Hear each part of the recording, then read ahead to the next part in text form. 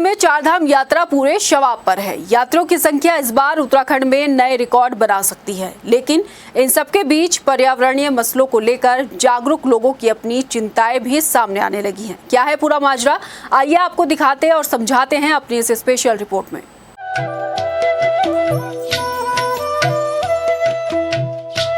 उत्तराखंड में चारधाम यात्रा पूरे शबाब पर है।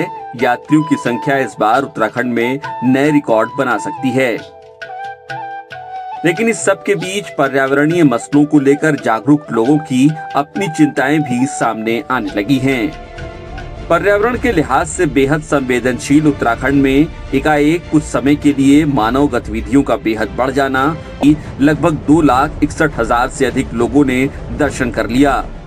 वहीं इतने श्रद्धालुओं को लाभ मिल नहीं है। सामान्य तौर पर प्राइवेट वाहनों का आंकड़ा कमर्शियल वाहनों की तुलना में 2 गुना तक हो जाता है। इन आंकड़ों से जाहिर है कि धामों में न सिर्फ भारी भीड़ पहुंच रही है, बल्कि गाड़ियों की आवाजाही भी बेहद अधिक हो चली है।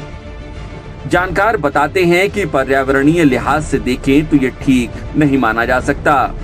उच्च हिमालयी इलाकों में गाड़ियों की आवाजाही से हानिकारक गैसें इस इलाके में बढ़ती हैं और एक खास लेकिन छोटे इलाके या फिर माइक्रो एनवायरमेंटल जोन के लिए ये बेहद खतरनाक हो सकती हैं।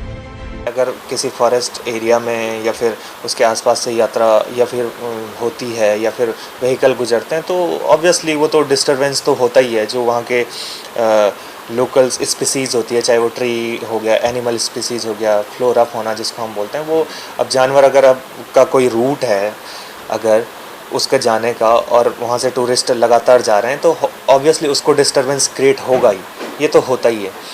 और हाँ, माइक्रो क्लाइमेटिक कंडीशंस भी उसमें चेंज होती हैं, जैसे इमिशंस होता है, लोगों के आवाजाही बढ़ती है, वहाँ के लोकल स्पीसीज़ पे उस पर इम्पैक्ट होता है, वहाँ पे अलग अलग गैसेस रिलीज होती हैं। अफसोस इस बात का है कि पर्यावरण के लिहाज से संवेदनशील तो यही हो सकता है कि कंपनसेट करने के बजाय हम ये कर सकते हैं कि थोड़ा रेगुलेशन कर सकते हैं उसमें। अगर हम स्टडीज़ करवाएं कि हाँ भाई किसी पर्टिकुलर प्लेस की अगर हमारे पास कोई सीनिक ब्यूटी वाला प्लेस है, कोई नेचुरल प्लेस है जहाँ पे बहुत ज़्यादा टूरिस्ट आते जाते रहते हैं, तो हम उसको रेगुलेट ज़रूर कर सकते हैं कि एक पर्टिकुलर स्टडी करवा सकते हैं कि एक पर्टिकुलर टाइम पे एक सीज़न में यहाँ पे कितने टूरिस्ट आराम से रह सकते हैं, मतलब बिल्कुल अपना एंजॉय करके भी जिस प्रयोजन से वो आए हैं, और इससे वहाँ का जो लोकल एनवायरनमेंट है वो सस्टेनेबल रहे, मतलब वो डैमेज ना हो, उससे कोई नुकसान ना हो। तो ऐसी स्टडी हम करवा सकते हैं और उस तरीके से रेगुलेट कर सकते हैं। पर्यावरण को लेकर उत्तराखंड में जितनी संजीदगी दिखनी चाहिए या फिर कहें कि नीति नियंताओं को जो तैयारी करनी चाहिए वो कहीं नहीं दिखती।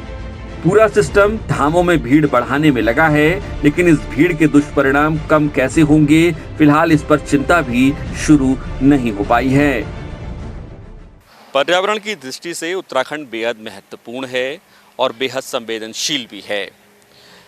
ये अच्छी बात है कि उत्तराखंड में चारधाम यात्रा में यात्रियों श्रद्धालुओं की बहुतायत हो रही है, लेकिन बड़ा सवाल ये भी है कि क्या इतनी बड़ी संख्या में गाड़ियों के आने जाने और यात्रियों के आने से पर्यावरण पर भी कोई असर पड़ता है।